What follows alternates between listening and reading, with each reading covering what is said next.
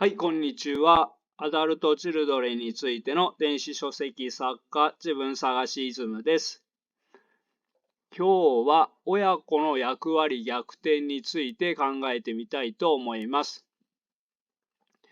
皆さんは親子の役割逆転と聞いてどんなことを思い浮かべますか？母親がママのこと好きと甘えながら聞いてくる。母親が父親とうまくいかない愚痴を言ってくる。子供が日常の家事全般をする。親が病気で子供が世話をする。子供が兄弟姉妹の世話をする。もちろんこれらも親子の役割逆転ですね。そしてこれらは分かりやすいですね。このチャンネルは心が成長とか未成長ということを重要視していますので、そちらに重心を置きますが、親が心理的に未成熟であるとどうなるかを考えてみましょう。心が成長していないということは、心に満たされていない空白があるということです。人は心に空白があると、そこを埋めることが最優先されます。幸せな生き方とは、自己実現的な生き方ですが、人は満たされていない欲求があると自己実現の方向へ行きません。自動操縦で満たされていないものをどうにかしようとする方向へ行きます。つまり愛情欲求が満たされていなければ無意識でなりふり構わず愛を求めます。なりふり構わず愛を求めるとは、空白を埋めたい衝動や心が育っていないために病的な依存心があったりするので、チャンスがあれば愛を盗むということです。今、盗むと言いましたが、もし何らかの事情で所持金が0円で、今空腹なのに食べるものがない人がいるとします。きっとこの人はチャンスがあれば食べ物を盗むと思います。そしてこのような人はお金持ちの人を選んで、その人をマークしてチャンスができたら盗むのではなくて、盗む相手は誰でもいいのです。100円しか持っていない人からでもチャンスがあれば盗みます。俺はお金持ちからしか盗まないなんてそんなきれい事を言っていたら死んでしまいます。全く愛されずに愛情、飢餓と依存心が強い人も同じで0円なんです。今食べるものがないんです。チャンスがあれば愛を盗みます。そうしないと生きられないのです。盗む相手など選んでいられません。もちろん意識して盗んでいるわけではありません。無意識です。無意識でチャンスが出たら飛びつくのです。無意識がスタートダッシュで飛びつくので、意識はその無意識の言動に後付けで意味をつけるだけです。意識と無意識は仕事が違います。つまりこのケースは無意識で自分の行動を操縦、意識でその自分の行動に対する正当性を後からしているのです。もちろん全ての行動がこうだと言っているのではありません。人間には自動操縦で行われる行動と自分の意思での行動があります。一部の学者の中には人間には自由意志はないという説を唱えている人たちもいますが、ここではそれは置いておきます。話を戻すと、愛情飢餓や病的に依存心が強い親は、無意識でチャンスがあれば誰からでも愛を盗み、意識でその言動について正当化します。では、チャンスについて考えてみましょう。このような心が未成熟な人は、小さい頃から愛されて育っていないということです。周りには冷たい人しかいませんでした。チャンスがありませんでした。でも、生きていると、たまに優しい人に出会います。実際に優しいかどうかは別の話です。何かを利用したくて優しいふりをしている人はたくさんいます。でも飢えている人は心に余裕がないので、相手のふりは見抜けません。チャンスかと思い、無意識で甘えようとします。甘えるために自分を犠牲にもします。でも病的なほど強すぎる愛情要求は、相手にとっては重かったりうざいのです。利用価値よりうざさが上回ると相手は離れていきます。愛情飢餓の人は利用されるという対価を払ってでもチャンスが欲しいのです。でも一瞬チャンスが見えてもすぐにチャンスは消えてしまうということの繰り返しです。対大人はずっとこれです。でも対子供になると話は変わってきます。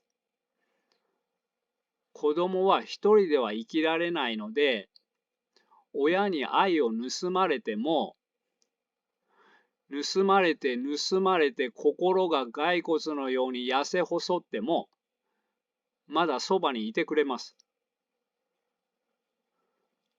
この親にとっては、人生でやっと見つけたチャンスなのです。無意識でこのチャンスにダッシュで飛びつきます。無意識だから自分が子供から愛を盗んでいるとは思っていません。そして意識でこれは子供のためだ、愛情だ、私は世界一子供を愛していると正当化します。悪意でやってるのではなくて、自動操縦なのです。悪意はありません。そして心が未成熟であっても、多くの親は子供に愛を与えたいと思ってもいます。そう思っていても、飢えてる人は奪うことしかできません。これが人間です。本来は子供は親から無条件の愛をもらいます。でも心が未成熟の親は悪気はなくても力で子供から愛を奪います。これはまさしく親子の役割逆転です。そして無条件で愛をもらった人は心が健やかに成長します。一方、親に力で愛を奪われた人は心が育たないだけではなく生きる力が育たないのです。これが多くのアダルトチルドレンです。そして今説明したように、親は子供のため、子供が心配、子供だけは幸せになってほしいと後付けします。無意識にあるものは意識していないので、本人は本当にそう思っているのです。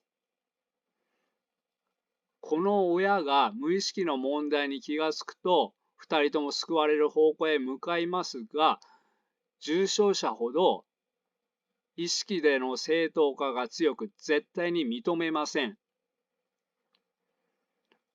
こうなると子供は自分が奪われていることに気がつかないのです。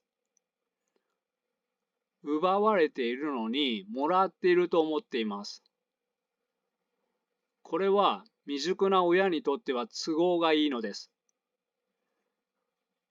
子供は知識がありませんから、子供を操作するのは簡単です。そこで未熟の親は自己防衛で子供を自分の都合のいいように操作します。ここでも悪意ではなく自己防衛です。でも親が自己防衛をするということは、私は悪くないけど子供がおかしいと言っているのと同じです。そこで子供は自分がおかしいと思っているのです。ではどのように愛を奪うのかという話ですが、まず子供から見てみましょう。子供は誰でも心が成長していないので甘えます。子供が親に甘えるのは心の成長に必要なことですし、子供が甘えるのは普通のことです。だから小さい子供は自分の思い通りにならないとすぐに怒りますね。親には親の都合があるし、親は精一杯している。でも親の都合は一切考えずに自分の思い通りにならないと怒ります。親ができる範囲のことを精一杯してくれていても、それでは足りなくて、もっとしろと甘えているのです。もっとひどいと、親とは関係なく、幼稚園で喧嘩をしたら、そのイライラのまま親に八つ当たりをします。これも、親なら自分のイライラをぶつけても大丈夫だろうと甘えています。さらに自己中心的に、ああしてこうしてと親を操作するのも甘えているということです。お手伝いをしたら褒めてと望んで、褒めてくれなければなんで褒めてくれないんだとムスッとして怒っているのも甘えているということです。親に仕事に行っちゃやだ、ずっとそばにいてとしがみつくのも甘えているということです。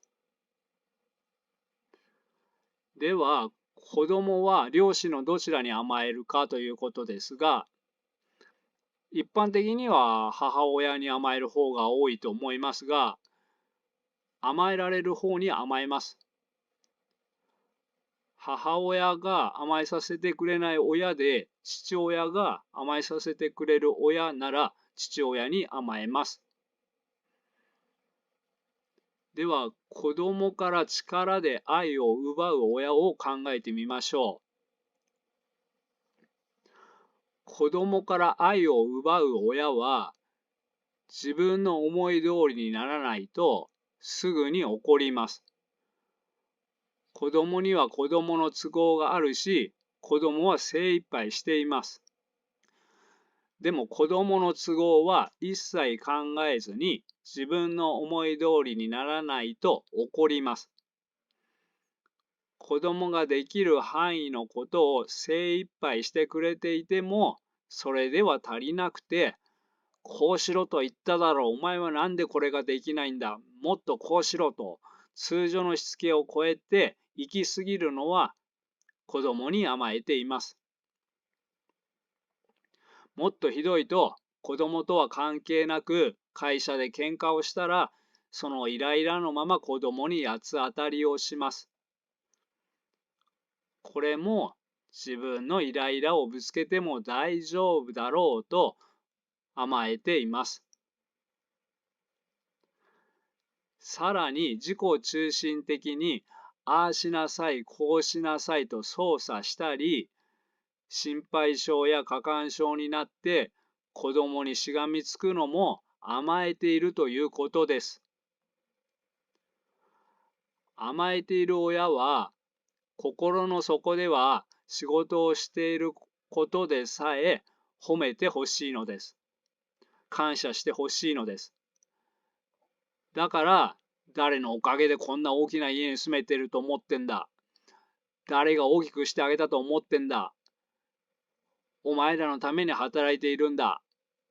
となります。感謝してくれなければ不機嫌になってムスッとしているのも甘えているということです。では親は兄弟姉妹の誰に甘えるのかということですが、甘えられる子に甘えます。チャンスがあれば誰にでも甘えます。お姉さんが甘えさせてくれない子で、妹が甘えさせてくれる子なら妹に甘えます。これは親子の役割逆転です。本来は子供が親にああしてこうしてとわがままになり、そうならないから怒りながらも親にしがみつく。これが普通です。これができて心は成長していくのです。でも心が未成熟のまま親になった人は子供にこれをするのです。つまり、なんでこうしないんだ、もっとこうしろ、俺を満足させろ、全部私の言う通りにしなさい。と子供に怒りながらも絶対に手放しません。しがみつきます。このように親に愛を力でむしり取られながら育ってきた子は、心が成長するどころか、憎しみをためて生きていくことになります。では、ポイントを振り返ります。心に問題を抱えている人は、自動操縦で心の必要性を満たそうとします。自動操縦なので、意識していません。後から意識で正当化します。だから、心が未成熟な人は、自己中心的に弱いものを利用します。でも、あなたを利用してすみませんでしたとは絶対に言いません。無意識なので、本人も利用したとは思っていないのです。そして、そう思わないで済むように、意識で正当化をします。そこで、あなたのためなの。あなたさえ幸せになれば、と強調します。心に問題を抱えている人ほど、子供のため、子供のためと連呼します。そうしないと認めたくないことを無意識に隠しておけなくなるからです。親も悪意はありません。だから親がこうなるのはもうしょうがないとして、問題は子供です。子供のため、子供のためと言われているから、自分が愛されていないということに気がついていないのです。自分は普通に愛された、普通の家庭で育ったと思っています。だから自己蔑視がひどくなるし、さらに解決方法が見えないのです。原因が分かっていないから何をすればいいのかも全く分からないのです。なんでそんなこともできないの？なんでそんな成績しか取れないの？お前のために言ってるんだ。お前のために働いてるんだ。あなたが心配だから毎日お母さんに報告しなさい。もうこのレベルはご理解いただけたと思います。これは厳しいしつけができる良い親ではありません。心が未成熟の親です。もう少しレベルを上げましょう。毎日子供とキャッチボールをしてくれるお父さんがいるとします。傍から見ていると子供と仲が良く子供思いでいいお父さんです。でもこのお父さんが本当にいいお父さんなのか、ただの心に問題を抱えた人なのかはよく観察してみないと分かりません。例えばこのお父さんが親との間で満たされていない何かがあって、それを子供で満たそうとしているというケースも非常に多いからです。こういうお父さんは子供を使って自分が満足したいのです。だから子供が満足していないと自分が満足できないので不機嫌になります。子供がキャッチボールがしたいとかしたくないは関係ありません。子供の満足ではなく自分が満足できることを求めているのです。これは隠されていますが、親子の役割逆転です。まず事実を知ることが大切です。親子の役割逆転をされていたのなら、されていたと知ることが大切です。親子の役割逆転に限らず、アダルト・チルドレンの問題は、親も子も認めたくない子を認めまいとする性質があるので、この最初の一歩がなかなか踏めないのです。親子の役割逆転犠牲者は、誰かの甘えを満たす役割に慣れてしまっています。大人になっても誰かの甘えの受け皿になり続けていることが多いです。自分は親子の役割逆転をされていたと気づいた人は、まずもう誰の受け皿にもならないと強く決意することが大切です。では今日はここまでにします。最後までご視聴ありがとうございました。仲間の皆さん、よかったら高評価、チャンネル登録をお願いいたします。バイバイ。